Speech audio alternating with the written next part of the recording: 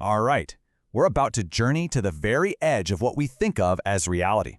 We're going to explore a concept that honestly challenges everything we think we know about who we are and what the universe is. So let's just dive right in.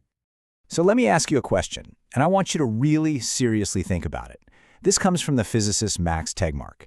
Is there, right at this very moment, another person totally identical to you, looking at this exact same screen, thinking the exact same thoughts? And look, that isn't some line from a sci-fi movie. It's a direct prediction that comes from the simplest, most accepted models that cosmologists are working with right now. The science itself is telling us that your double is out there somewhere. So check this out. This is what's called the level 1 multiverse, and it's actually the most straightforward type to wrap your head around.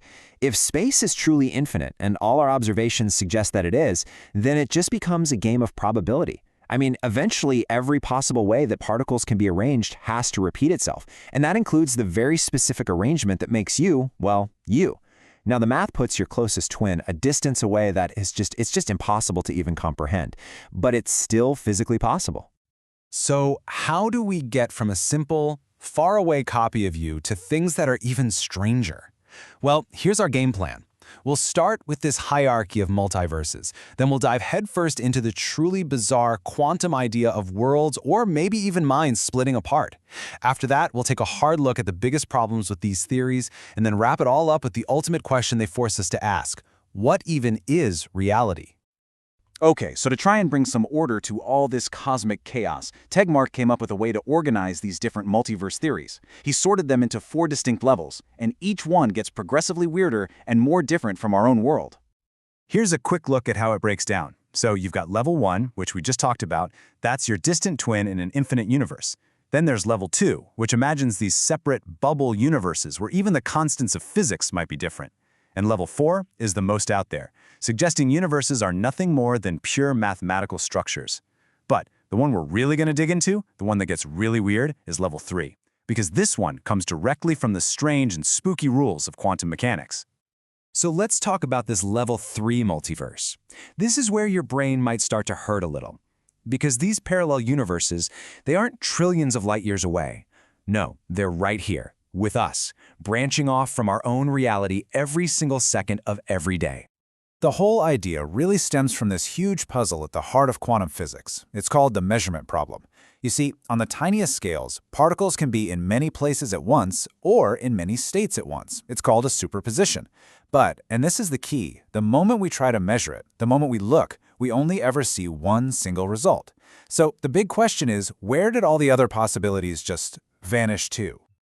Ah yes, Schrodinger's famous cat. You've heard of this one, right? A cat is in a box, its fate tied to a random quantum event. Before we open it, the cat is somehow, literally, both 100% alive and 100% dead at the same time. It's in a superposition. So what gives? What happens the moment we actually peek inside that box? Well, back in the 50s, a physicist named Hugh Everett came along with a mind-blowing idea called the many worlds interpretation. He said the other possibilities don't just disappear. Instead, reality itself splits in two. In one universe, you open the box and see a live cat. In a parallel universe, an identical you sees a dead one. But then things got even weirder. A later theory, the many minds interpretation, said, hold on, maybe it's not the world that's splitting, maybe it's you. Okay, so here's how this crazy idea is supposed to work. Your physical body gets tangled up with the cat, entering a state of both seeing a live cat and seeing a dead cat simultaneously. But your mind, your subjective awareness, it can't handle that kind of ambiguity. It needs a single definite reality to experience. So according to this theory, your consciousness splits. One version of you experiences the live cat, and another version of you experiences the dead cat. The universe itself doesn't split, your awareness does. And believe it or not, it gets even stranger. So let's do a super quick tour of the other, even more speculative levels of the multiverse.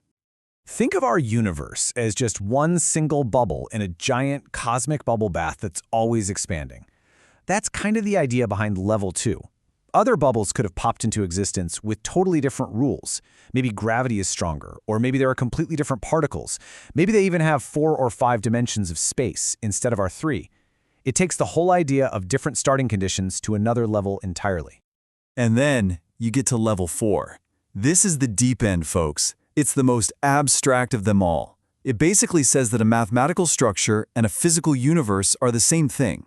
So if you can write down a set of mathematical rules that are self-consistent and don't contradict themselves, then poof, a universe based on those rules is real, somewhere. Reality is just math. Okay, I know what you're probably thinking. This all sounds completely bonkers. And you know what? You're right to be skeptical. To be perfectly clear, these theories are a long way from being proven facts. They face some major, serious challenges, both scientifically and philosophically. So if we just focus on the many minds idea for a second, the problems are huge. First off, why is a human mind so special? Why does it get to split reality, but a simple video camera recording the same event doesn't? It puts consciousness on a pedestal with no scientific reason. It also brings up really tricky questions about fundamental laws, like the conservation of energy. And maybe most importantly, it requires us to have a physical theory of what consciousness even is, which we are absolutely nowhere close to having. But maybe the weirdest, most unsettling idea to come out of all of this is a thought experiment. It's called quantum suicide. The logic here is just twisted, but it follows directly from the theory. Imagine a gun is pointed at your head, hooked up to a quantum event that has a 50-50 chance of making it fire. You pull the trigger. Your mind splits. In one reality, you die. In the other, you live. But here's the thing. Since your consciousness just stops existing in the reality where you die, you can only ever be aware of the outcome where you survive. From your own point of view, you would seem immortal, always landing in the timeline where you live. How wild is that? Look, when you get to thought experiments like that, ones that make you question your own life and death and sense of self, you have to take a step back and ask, what are we even talking about anymore? What is this thing we call reality? Max Tegmark argues that it all boils down to two totally different ways of looking at the world. First, you've got the Aristotelian view. It says the world we see and touch, our subjective perception, that's what's really real. And math? It's just a handy tool we invented to describe it. Then you have the Platonic view, which says the exact opposite. The mathematical structure itself is the true reality, and our human perception is just a fuzzy, incomplete version of it. And here's the kicker. Which of those two camps you fall into pretty much decides whether you think the multiverse is a plausible idea or just plain nonsense. If you're an Aristotelian, the idea of universes we can't see is ridiculous. Reality is what we experience. But if you're a Platonist, then multiple universes aren't weird at all. They're just different parts of one grand mathematical reality. Our universe isn't special. And all of this brings us back to this incredible, profound mystery, which Stephen Hawking summed up perfectly when he asked this: why these equations? Why this universe? Why not something else? So, the last question is really for you. What do you trust more? The solid, physical world you perceive every day, or the abstract, beautiful equations that seem to be running the whole show from behind the scenes?